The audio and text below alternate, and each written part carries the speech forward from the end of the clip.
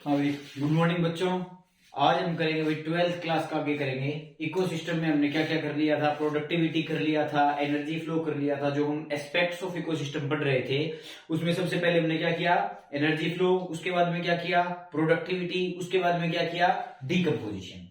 आज के लेक्चर पे हम क्या करेंगे, इस इकोसिस्टम चैप्टर को कंप्लीट कर लेंगे। आपके 3 टॉपिक पेंडिंग है सिर्फ। एक तो कौन सा, एक तो आपका रहेगा न्यूट्रिएंट साइक्लिंग, एक रहेगा बेटा आपका इकोलॉजिकल सक्सेशन, और एक छोटा सा टॉपिक है बस 2-4 मिनट का, इकोलॉजिकल सर्विस। मतलब कि इकोलॉजी से हमको क्या क्या सर्विसेज मिल रही है। ठीक है जी। तो हमको 3 टॉपिक करने हैं आज। हम सबसे पहले क्या करेंगे, इकोलॉजिकल सक्सेशन। क्या करेंगे, इकोलॉजिकल सक्सेशन। दूसरा कौन सा करेंगे भाई हम, न्यूट्रिएंट साइक्लिंग। कौन सा करेंगे, न्यूट्रिएंट साइक्लिंग, या फिर बोल सकते हो न्यूट्रिएंट साइकिल। और तीसरा कौन सा करेंगे बेटा, इकोलॉजिकल सर्विसेज। Ecological services. तो सबसे पहले हम बात करते हैं इकोलॉजिकल सक्सेशन की। इकोलॉजिकल सक्सेशन की ये सक्सेशन होता क्या है बेटा। अब जैसे कोई भी धरती बनी है, स्टार्टिंग में जैसे हम इवोल्यूशन के अंदर पढ़ते हैं कि पहले कैसे इंसान थे, अब कैसे इंसान है। मतलब एक ओवर लॉन्ग टाइम क्या आता है, चेंजेस आते रहते हैं। अब एक क्वेश्चन ये भी अराइज होता है कि दुनिया कैसे बनी। होता है ना कि लिविंग ऑर्गेनिज्म कैसे बनी, दुनिया कैसे बनी। आपने बहुत सारी कहानियां अफवाह सुनी होगी, वैसा कुछ भी नहीं होता। ये चुन्नू मुन्नू वाली कहानियां होती है, ऐसा कुछ भी नहीं होता। होता क्या है वो हम किस में देखेंगे, सक्सेशन में। देखो, स्टार्टिंग में कोई लिविंग फॉर्म नहीं होती है। सबसे पहले किसकी फॉर्मेशन होती है, प्लांट्स की। मतलब किसी भी एरिया के अंदर, किसी भी इकोसिस्टम के अंदर पहले सबसे किसकी फॉर्मेशन होगी, प्लांट्स की। और उन फिर प्लांट्स के हिसाब से वहां पे क्या आते हैं, एनिमल्स आते हैं। ठीक है।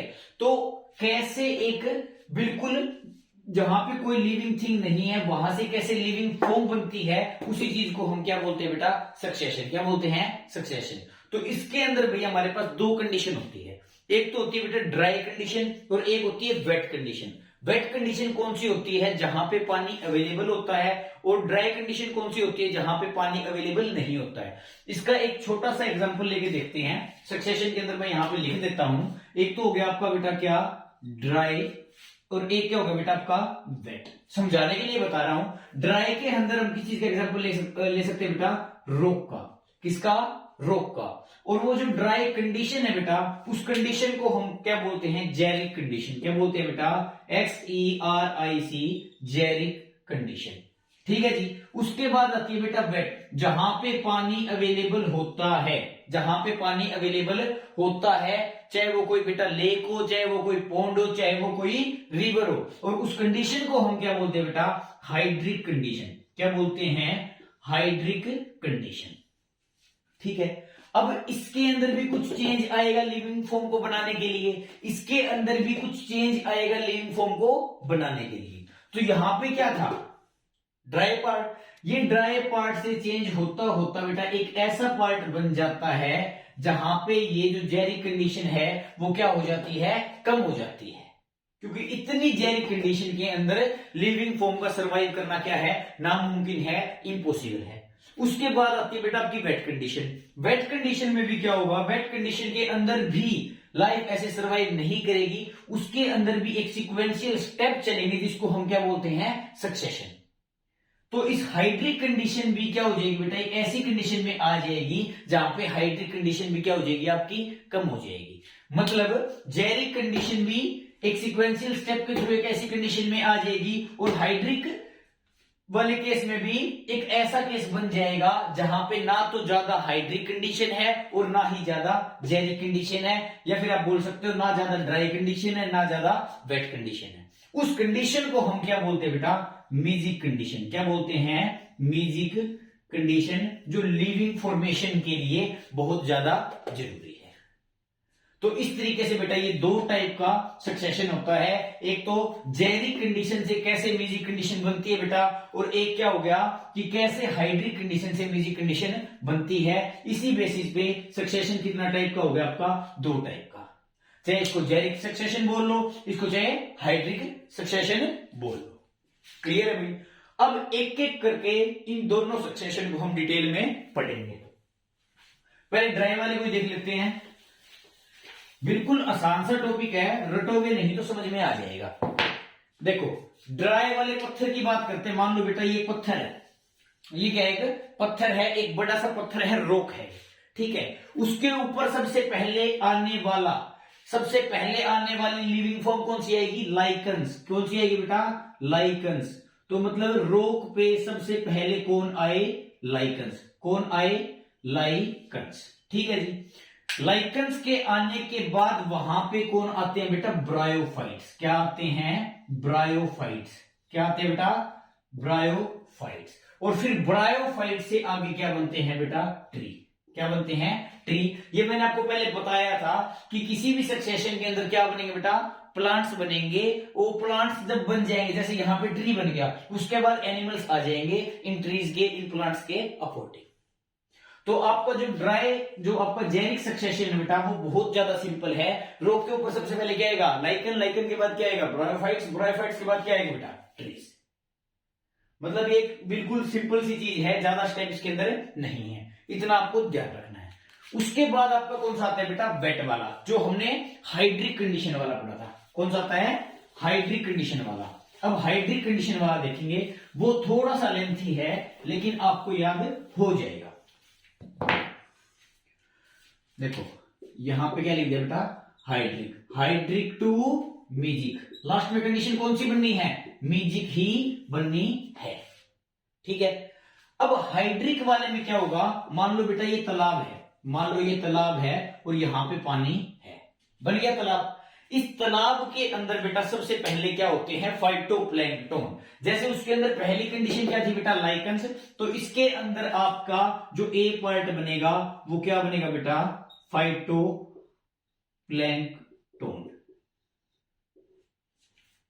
ठीक है। फाइटोप्लैंक्टन के बाद कौन आएंगे बेटा, सबमर्ज्ड प्लांट। मतलब यहां पे पहले छोटे छोटे क्या थे बेटा, फाइटोप्लैंक्टन थे, या आपकी एक कंडीशन थी। उसके बाद क्या आ जाएंगे, सबमर्ज्ड प्लांट। मतलब जो सरफेस से, पानी के नीचे वाले सरफेस से जो प्लांट्स अटैच होते हैं उनको हम क्या बोलते हैं, सबमर्ज्ड प्लांट्स। तो फाइटोप्लैंक्टन से क्या बने बेटा आपके, सबमर्ज्ड प्लांट्स, ठीक है जी। उसके बाद क्या आएगा, ये जो सबमर्ज्ड प्लांट है बेटा, ये पानी के ऊपर आ जाएंगे। मतलब ये पानी के ऊपर फ्लोटिंग स्टेज में आ जाएंगे। तो उसी को ही हम क्या बोल देते हैं बेटा, free floating submerged plants. Free floating submerged plants. इतना याद हो गया जी, इतना याद हो गया तो एक छोटी सी ट्रिक कर लोगे, क्या, और टाइपिंग में लिखते हो ना मस्त, आर मस्त। आर को कैसे याद करना है, मैंने तो अपने नाम से याद रखा है, आर फॉर राहुल। आप अपने नाम के हिसाब से देख लेना या किसी के नाम के हिसाब से देख लेना। क्या हो गया, आर मस्त, राहुल मस्त, आर मस्त।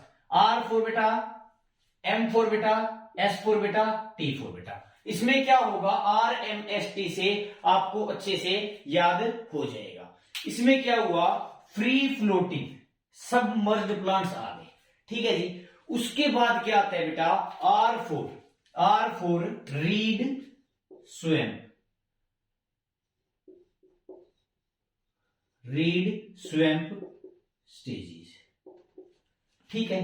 फिर M4, R4, फिर M4 marsh meadow stages. Marsh meadow stages, ये याद करने के लिए बेटा आर मस्ट, ठीक है, ताकि एक आधा स्टेप भूल ना जाओ, ठीक है जी। फिर आपका क्या होगा बेटा, मार्स मीडो स्टेज। फिर S4 स्क्रब, S4 स्क्रब, और फिर T4 बेटा ट्रीज, T4 ट्रीज।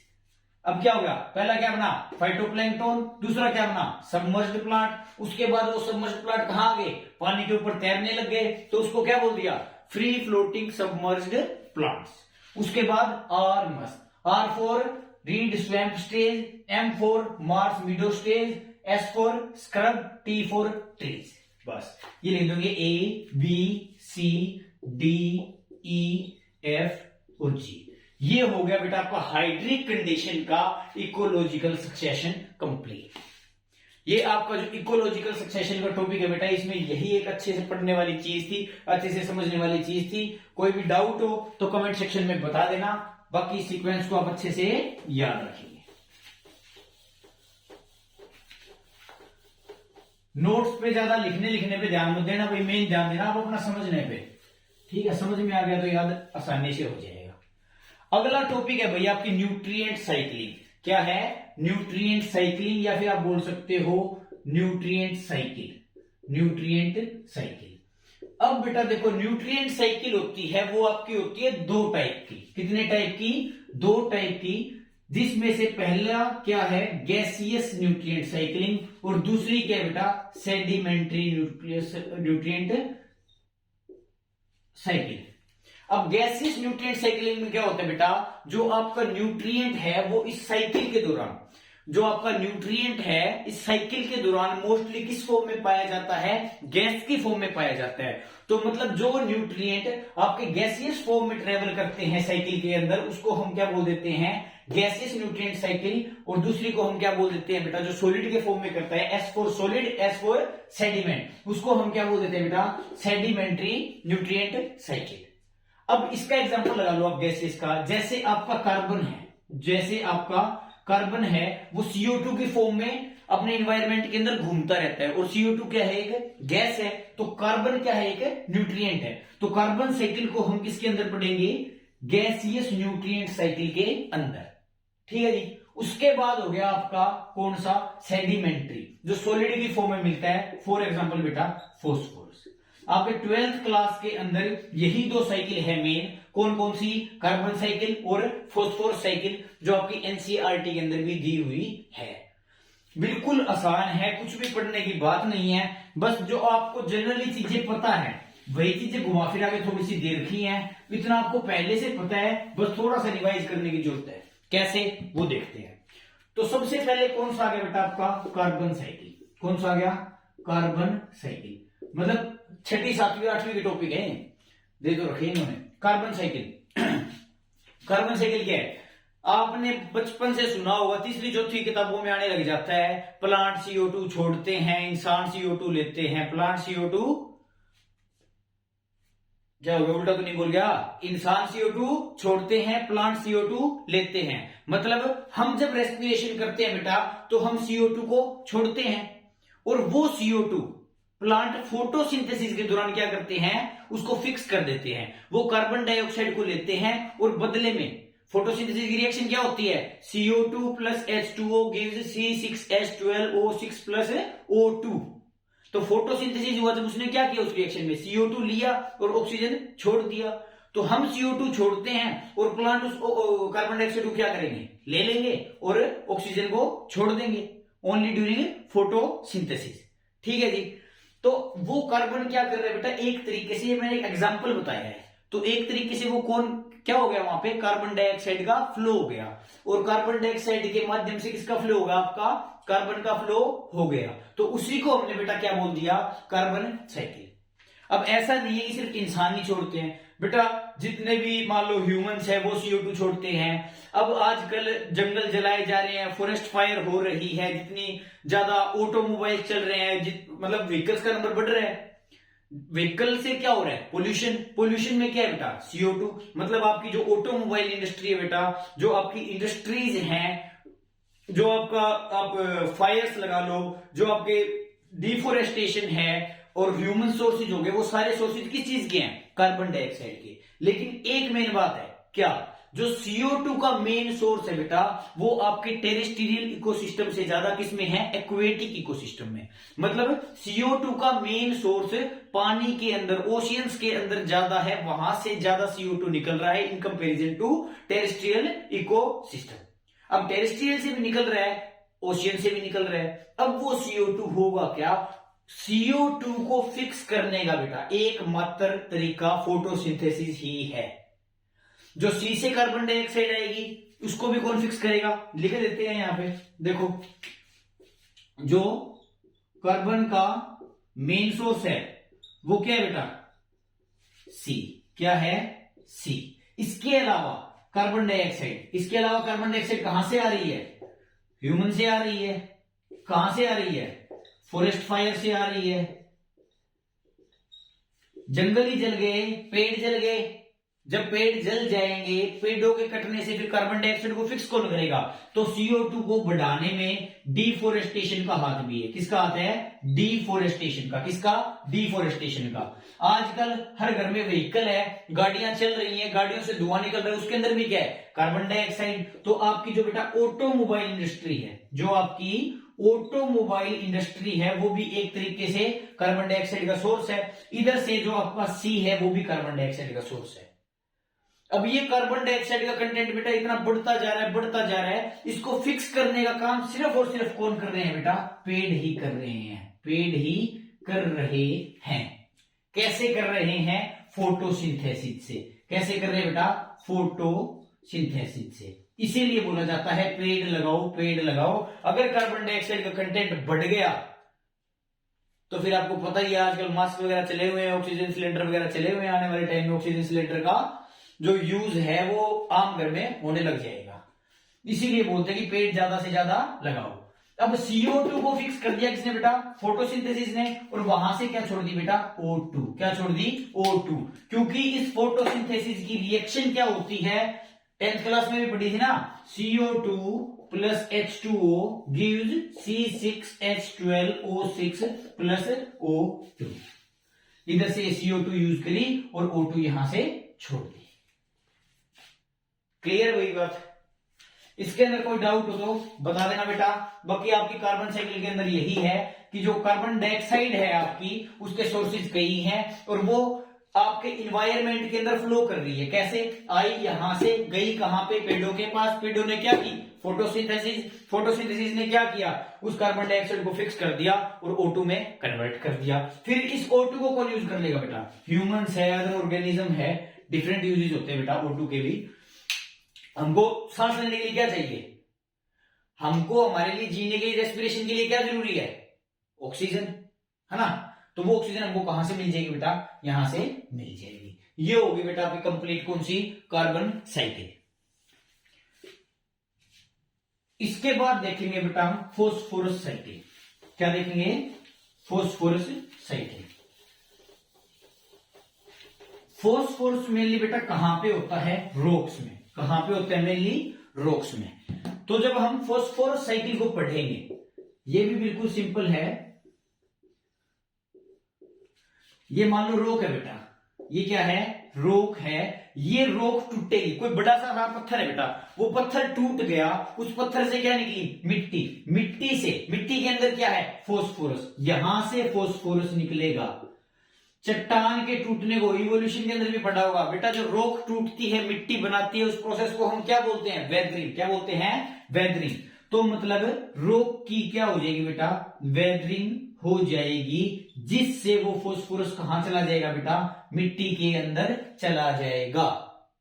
जब मिट्टी के अंदर फॉस्फोरस चला गया तो पेड़ पानी को एब्जॉर्ब कहां से करते हैं? पेड़ पानी एब्जॉर्ब कहां से करते हैं? मिट्टी से करते हैं। तो उस मिट्टी की हेल्प से बेटा वो फॉस्फोरस है आपका कहां चला जाएगा? ट्रीज के अंदर, पेड़ों के अंदर चला जाएगा। अब जब एक बार बेटा क्रॉप्स के अंदर, पेड़ों के अंदर फॉस्फोरस चला गया तो हम जो प्राइमरी कंज्यूमर है वो कहां फीड करते हैं? ट्रीज पे करते हैं, प्लांट्स पे करते हैं, क्रॉप्स पे करते हैं। तो वो फॉस्फोरस कहां आ जाएगा बेटा? कहां आ जाएगा? कंज्यूमर्स के पास। कहां पे आ जाएगा बेटा? कंज्यूमर्स के पास। पहले प्राइमरी कंज्यूमर के पास आ जाएगा, फिर बेटा प्राइमरी कंज्यूमर से सेकेंडरी कंज्यूमर के पास चला जाएगा, सेकेंडरी कंज्यूमर से कहां चला जाएगा? टर्सरी कंज्यूमर के पास चला जाएगा। फिर क्या होगा? अब सभी की बॉडी में फॉस्फोरस जा चुका है। अब फॉस्फोरस चला गया बेटा। अब ये फॉस्फोरस क्या होगा? ये लास्ट में एक दिन क्या होंगे? सारे जीव, मतलब क्या है, होगा क्या? चाहे वो प्राइमरी कंज्यूमर हो, चाहे वो सेकेंडरी कंज्यूमर हो, चाहे वो टर्सरी कंज्यूमर हो, एक दिन उसको क्या है बेटा? मरना है। तो वो कहां पे आ जाएगा? सारा का सारा फॉस्फोरस लास्ट में डेड एंड डिकेइंग मटेरियल में आ जाएगा। कहां पे आ जाएगा बेटा? डेड एंड डिकेइंग मटेरियल में आ जाएगा। उस डेड एंड डिकेइंग मटेरियल को, उस डेड एंड डिकेइंग मटेरियल को ही हम क्या बोलते हैं बेटा? डेट्राइटस। क्या बोलते हैं? डेट्राइटस। ये टर्म भाई अच्छे से ध्यान रखोगे क्योंकि इन्हीं टर्म से क्वेश्चन आता है।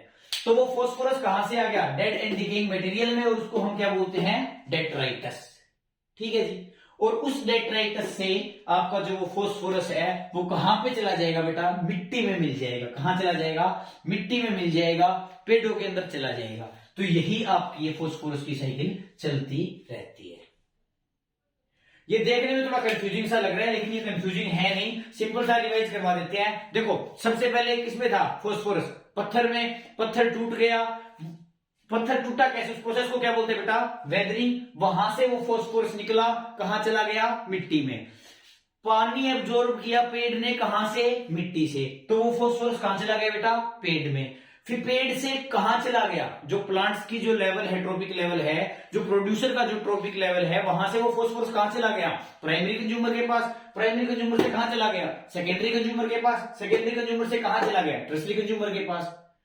आखिरकार लास्ट में क्या हो जाएगी, उनकी मौत ही होगी। तो वो सारी की चीज में कन्वर्ट हो जाएंगे बेटा, डेड एंड डिकेइंग मटेरियल में। तो वो सारा का सारा फोस्फोरस कहां आ गया, डेड एंड डिकेइंग मटेरियल में। और उस डेड एंड डिकेइंग मटेरियल को ही हमने कल पढ़ा था, क्या कहते हैं बेटा, डेट्राइटस। क्या कहते हैं, डेट्राइटस।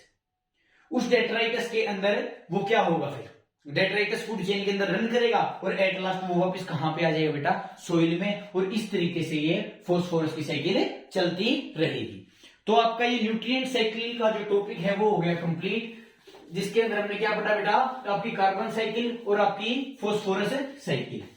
अब इस चैप्टर का एक लास्ट छोटा सा नन्ना सा मुन्ना सा एक टॉपिक रहेगा बेटा, कौन सा, इकोलॉजिकल सर्विसेज।